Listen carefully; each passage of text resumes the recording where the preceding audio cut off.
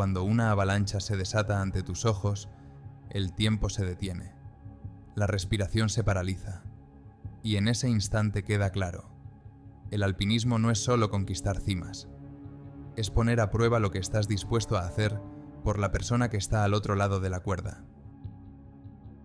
Alaska habla el lenguaje de los elementos, y los que no saben escucharlo rara vez regresan para contar su historia. Entre los gigantes de hielo del Parque Nacional Denali se eleva el Monte Johnson, un pico de 2.600 metros cuya cara norte alberga una ruta llamada Elevator Shaft, un estrecho canal de nieve y hielo casi vertical, con una inclinación de hasta 80 grados y formaciones de nieve colgantes. Es una verdadera prueba a la que solo se atreven los alpinistas más intrépidos. En abril de 1989, las montañas de Alaska se encontraron con un tiempo caprichoso. Las inesperadas tormentas de nieve, seguidas de una calma fantasmal, crearon las condiciones ideales para las avalanchas. La temperatura oscilaba entre lo soportable y lo mortal, y el viento, que cobraba fuerza en las laderas abiertas, se convertía en un enemigo invisible, capaz de empujar a cualquier alpinista al abismo. Solo unas semanas antes, la catástrofe ecológica del petrolero Exxon Valdez había conmocionado Alaska. 44 millones de litros de petróleo se vertieron en las aguas de Prince William Sound, asestando un golpe devastador al frágil ecosistema que muchos consideraban intocable. En medio de la inmensa blancura de las montañas de Alaska, dos hombres avanzaban hacia su objetivo. Para Jim Sweeney y Dave Neyman, la ascensión al Monte Johnson era un gesto simbólico. Si podían conquistar esa peligrosa cima, entonces también se podrían hacer frente a la catástrofe ecológica provocada por el vertido de petróleo. Pero la naturaleza tenía otros planes.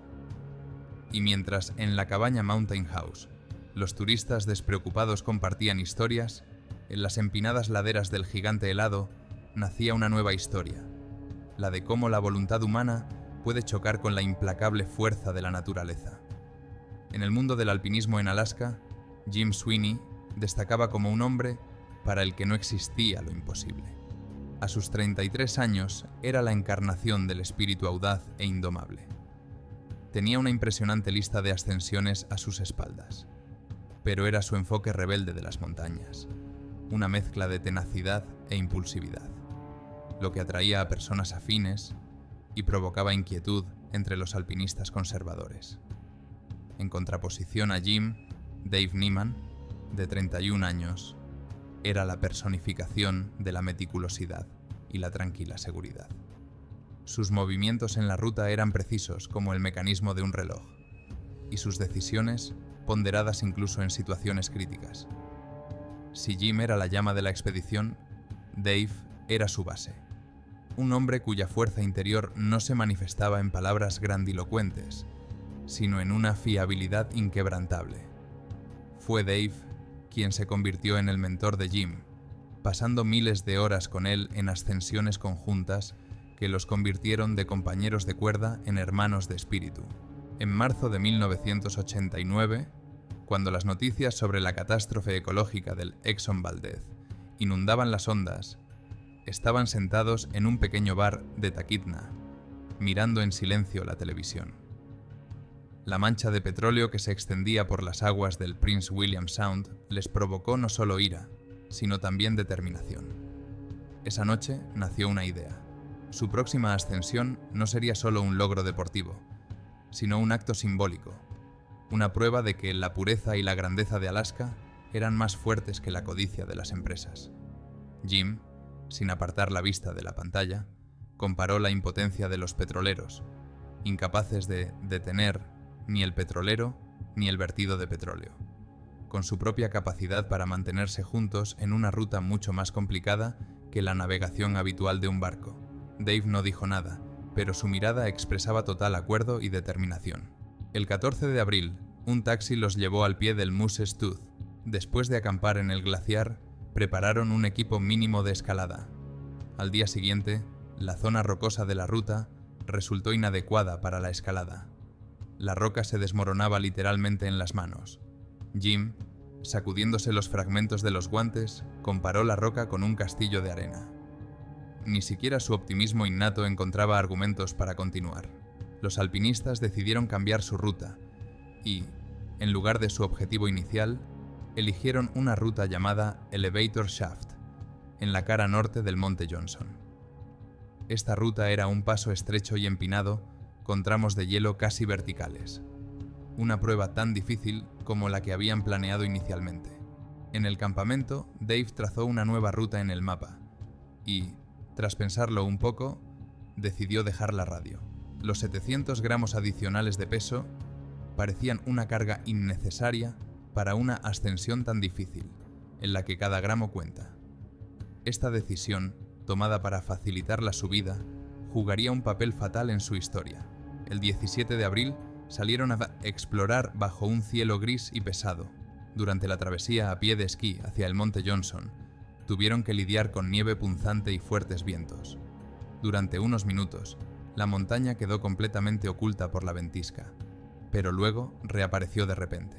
Dave estudió atentamente con sus prismáticos la ruta a seguir, evaluando el riesgo de avalanchas y los acumulamientos de nieve, especialmente peligrosos en la ladera.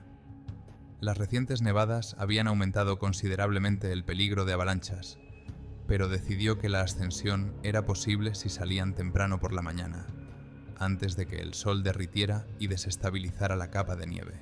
Esa noche se prepararon para la ascensión, revisaron el equipo, distribuyeron las tareas y discutieron el plan de retirada.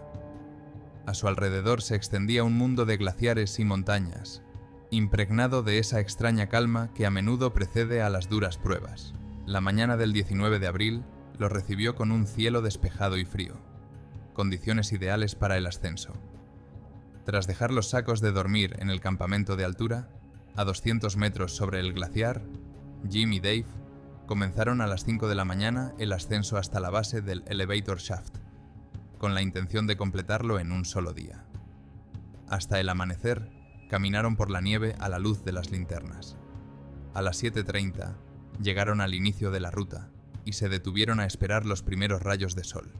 La entrada a la ruta, rocosa y helada, exigía precaución. Dave fue el primero en recorrer el tramo inicial, asegurando bien el equipo de seguridad. Los dos siguientes tramos se completaron rápidamente gracias al hielo sólido, que proporcionaba un buen apoyo. En el cuarto tramo, Jim se puso en cabeza. El paso se hacía más estrecho y empinado, hasta 70 grados, con tramos alternos de hielo y nieve compacta. Pero Sweeney avanzaba con seguridad, sintiéndose claramente en su elemento. Nyman aseguraba atentamente a su compañero, fijándose con especial cuidado, el piolet a un lado de la posible avalancha, un piquete de nieve y 2 picos de hielo clavados profundamente, una precaución de la que Jim solía burlarse. A 10 metros por encima de la estación, Jim colocó un piolet, una varilla de acero para fijar un punto de apoyo, y luego subió otros 15 metros. Allí, frente a él, apareció una elevación de nieve, un lugar potencialmente bueno para el siguiente punto. Afianzándose con los pies, se preparó para golpear con el piolet. La catástrofe se produjo sin previo aviso. Cuando el piolet atravesó la capa de nieve, miles de toneladas de nieve se pusieron en movimiento. En un instante, el seguro alpinista pasó de ser un participante activo en los acontecimientos a convertirse en su víctima. Dave se pegó instintivamente a la pared. Su seguro aguantó el tirón de la cuerda y la avalancha pasó a pocos centímetros de él. Cuando el torrente se calmó, vio a Jim tirado 30 metros más abajo. Solo pudo ver su cara ensangrentada asomando entre la nieve. Tras unos segundos de parálisis, Nyman reunió toda su experiencia y determinación. Metódicamente, pero sin demora, comenzó a preparar la operación de rescate. Fijó la cuerda, calculó el descenso seguro y trazó mentalmente un plan de acción. En esos momentos críticos, la suerte de Jim dependía por completo de la sangre fría y la destreza de su amigo. Ahora, solo las habilidades de Dave y su inquebrantable voluntad de salvar a su compañero se interponían entre el alpinista herido y la muerte. Tras el alud, en la montaña reinaba un silencio sepulcral, solo roto por el chirrido metálico de los crampones de los alpinistas sobre el hielo. Dave comenzó a descender con cautela hacia el cuerpo inmóvil de su amigo, sin imaginar que aquello era solo el comienzo de una lucha de 7 días, por la supervivencia que pondría a prueba los límites de las capacidades humanas y la fuerza de la amistad. Al despertar, Jim Sweeney se sintió desorientado. El mundo se difuminaba y los sonidos parecían amortiguados. Luego llegó un dolor punzante. El muslo derecho le ardía y sentía un sabor metálico a sangre en la boca. El rostro de Dave, inclinado sobre él, era la única constante en el caos de sensaciones. Su compañero ya estaba evaluando los daños. Fractura de cadera, posible luxación, hemorragia por la nariz y la boca que indicaba un traumatismo craneal.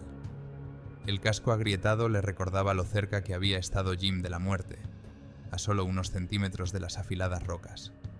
A través del velo de dolor, Jim percibió en los ojos de su amigo una expresión desconocida. Miedo, no por él, sino por ambos. La situación rayaba en lo imposible.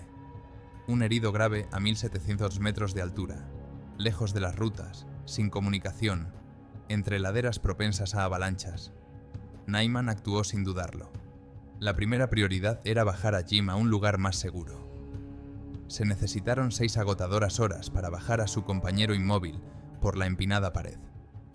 Cada metro exigía una concentración absoluta. Un solo error podría costarles la vida a ambos. Al atardecer, Dave cavó una profunda trinchera en la nieve de la ladera para protegerlos del viento y de la bajada de temperatura. Una vez que colocó a Jim dentro, le levantó las piernas y lo envolvió en un saco de campaña para evitar el shock y la hipotermia. En la oscuridad total, los alpinistas se acurrucaron en silencio, sin promesas ni palabras, solo con la certeza de que cada uno estaba dispuesto a todo para salvar al otro. La mañana del 20 de abril puso de manifiesto la gravedad de la situación. Jim estaba cayendo en un estado de inconsciencia y, en los momentos en que recuperaba la conciencia, deliraba y no siempre reconocía a Dave. Con las escasas reservas de comida y combustible, era imposible permanecer en ese lugar. Nyman tomó la difícil decisión de dejar a su amigo y buscar ayuda. El riesgo era enorme. Sweeney podía morir de frío o quedar sepultado por una nueva avalancha antes de que llegaran los rescatadores. En un raro momento de lucidez, Jim le suplicó que no lo dejara, pero entendía la necesidad de ese paso. Tras dejar instrucciones sobre cómo utilizar el hornillo y mantener el calor, Dave emprendió un viaje de 19 kilómetros a través del glaciar Ruth, salpicado de grietas. Tras una noche en vela y un agotador descenso, la travesía se convirtió en una batalla no solo contra la naturaleza, sino también contra su propio cuerpo exhausto. En la trinchera nevada, Jim perdió la noción del tiempo. El dolor y el frío se mezclaban con un delirio febril. En los momentos de lucidez, reflexionaba sobre la ironía. El hombre que había intentado ayudar a Alaska a recuperarse de una catástrofe ecológica dependía ahora de la misericordia de la dura naturaleza.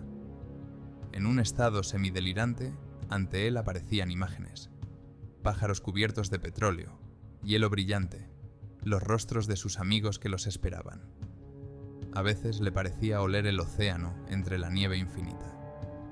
Estas visiones le llevaron a darse cuenta de que Alaska no era solo un lugar para escalar o realizar acciones ecológicas, sino una entidad viva con sus propias condiciones, a veces generosas, a menudo despiadadas. Mientras tanto, Dave, tras superar la parte más peligrosa del glaciar, llegó a la cabaña Mountain House. 6 horas de camino sin descanso lo habían agotado al máximo. Al entrar por la puerta, se encontró con un grupo de turistas sorprendidos. Entre los esquiadores había un paramédico que evaluó inmediatamente la gravedad de la situación. Sin una evacuación de emergencia, las posibilidades de Jim se reducían rápidamente con cada hora que pasaba, pero el primer golpe les esperaba de inmediato. El grupo no tenía comunicación por radio. La única solución era pisotear un gigantesco SOS en la nieve. Dave suplicó a los turistas que le ayudaran a volver con su amigo, pero incluso el paramédico, dispuesto a arriesgarse, reconoció que sin equipo de alpinismo, Subir en condiciones de avalancha era equivalente a un suicidio. Los esquiadores se pusieron a crear una señal, mientras que el agotado Nyman se quedó en la cabaña para recuperar fuerzas. El día siguiente trajo un giro inesperado. Una pequeña avioneta apareció sobre el glaciar. El piloto Mark Nyburg y su esposa embarazada, Roberta, al ver el SOS, decidieron aterrizar. La noble decisión se convirtió en una catástrofe. Debido a la mala visibilidad y al aire enrarecido, el avión se estrelló. Milagrosamente, el piloto y su esposa, que sufrió una lesión en la columna vertebral, lograron llegar a la cabaña. Ahora, no solo los alpinistas estaban atrapados, sino también 7 personas ajenas al grupo, incluida una mujer embarazada. Sin embargo, el accidente trajo consigo una ventaja inesperada. Neiberga tenía una radio de aviación. Debido al relieve montañoso, las comunicaciones por voz no funcionaban, por lo que el piloto ideó un código de clics. 1 significaba sí y 2 no. Sin esperar a que concluyera la operación de rescate, Dave, a pesar de las advertencias sobre el riesgo de suicidio, regresó en busca de Jim. Cada paso iba acompañado de una pregunta angustiosa. ¿Estaría vivo su amigo? Al llegar a la trinchera de nieve, casi completamente visible, Nyman no encontró rastro de Jim. Presa del pánico, comenzó a excavar la nieve y oyó la voz apagada de su amigo. Las emociones, reprimidas durante largas horas, estallaron. Dave no pudo contener las lágrimas al ver el rostro demacrado, pero vivo, de Sweeney.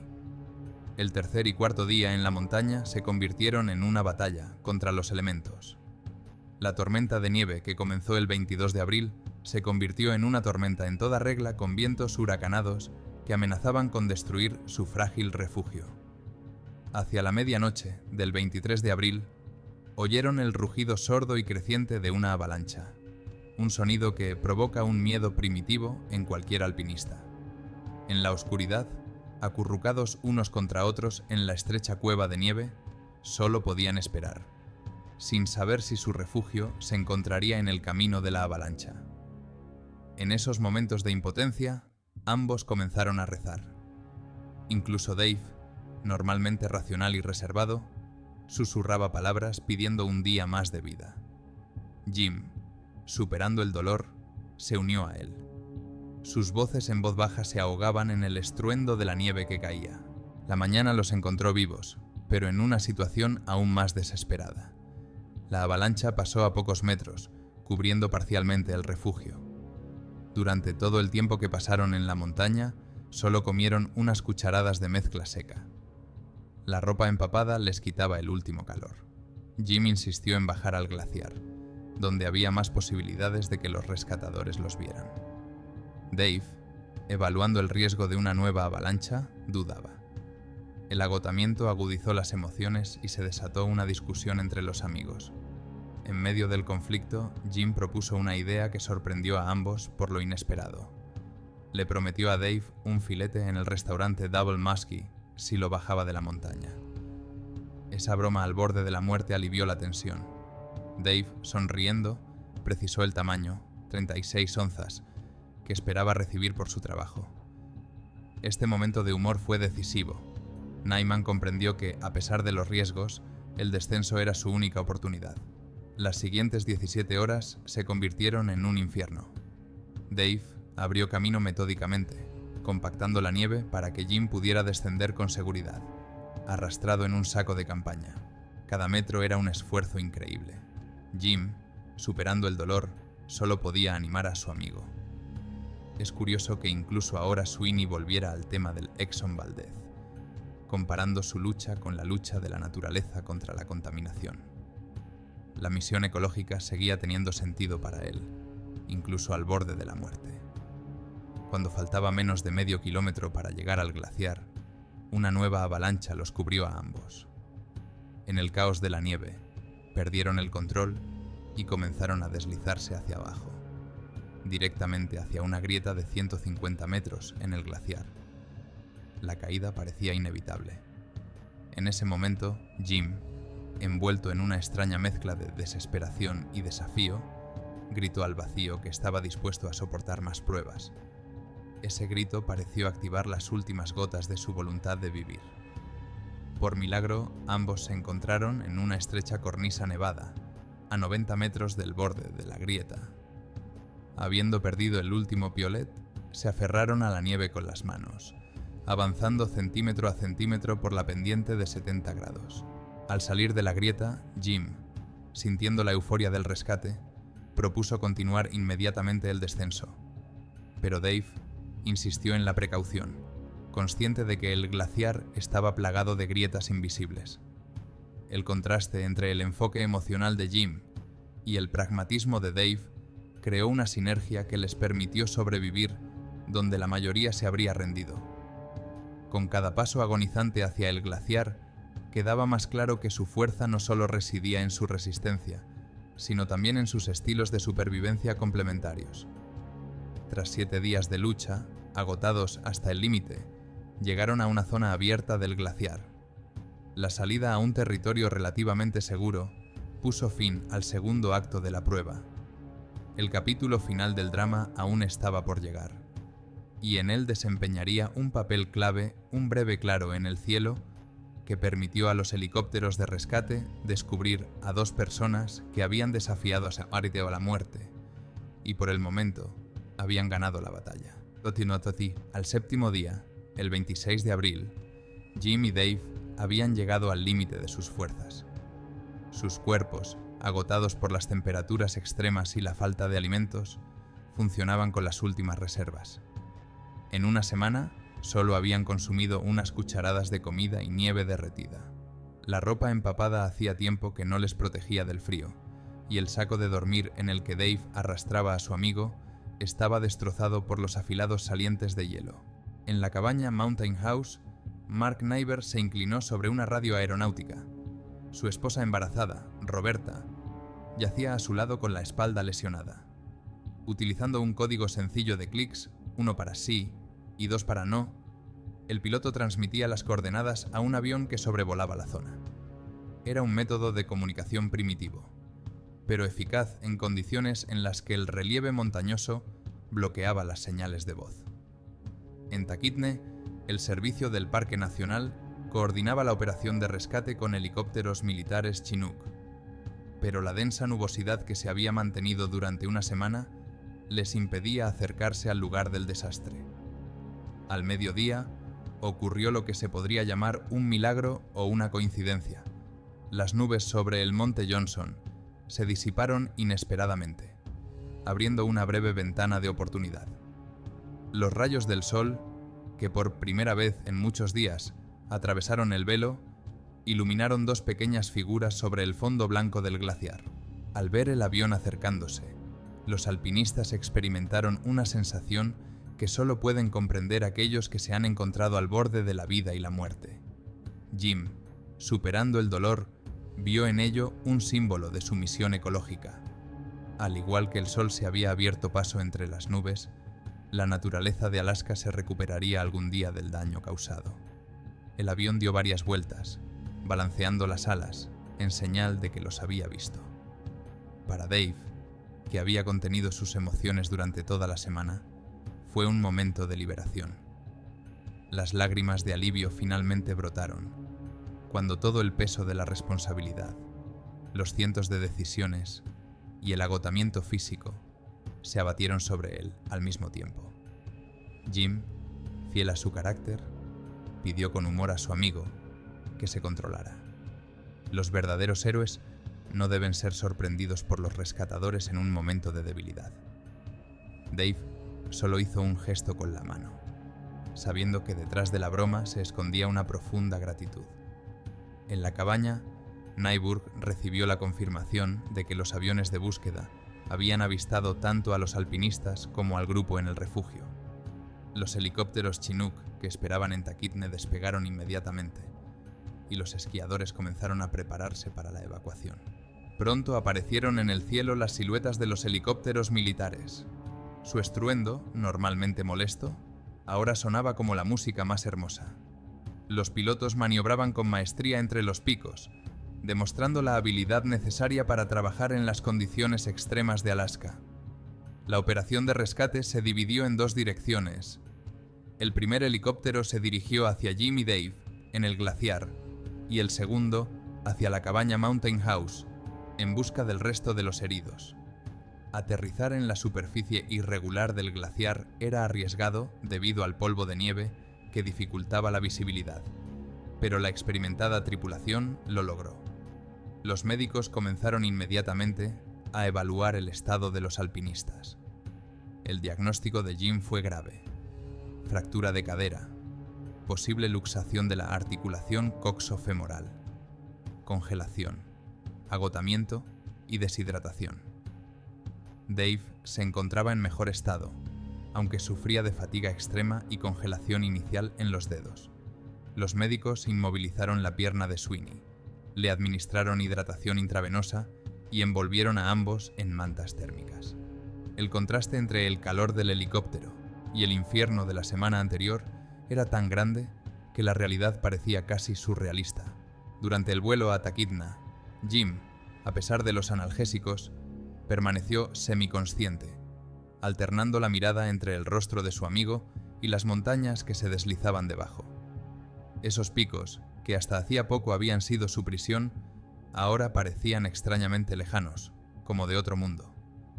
El segundo helicóptero evacuó al grupo de la cabaña, prestando especial atención a Roberta Nyburg, embarazada y con una lesión en la espalda. El resto estaban agotados, pero en estado estable. En Talkeetna, los rescatados fueron recibidos por representantes del Parque Nacional, médicos y periodistas.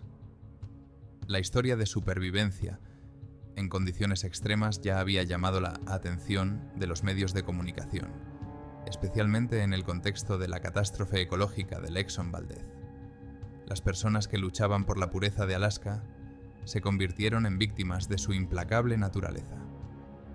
Tras la estabilización inicial, los heridos fueron trasladados al Hospital Providence de Anchorage. Jim tenía que someterse a una operación grave en el muslo, mientras que Dave fue dado de alta con un diagnóstico de congelación superficial en un dedo y agotamiento general.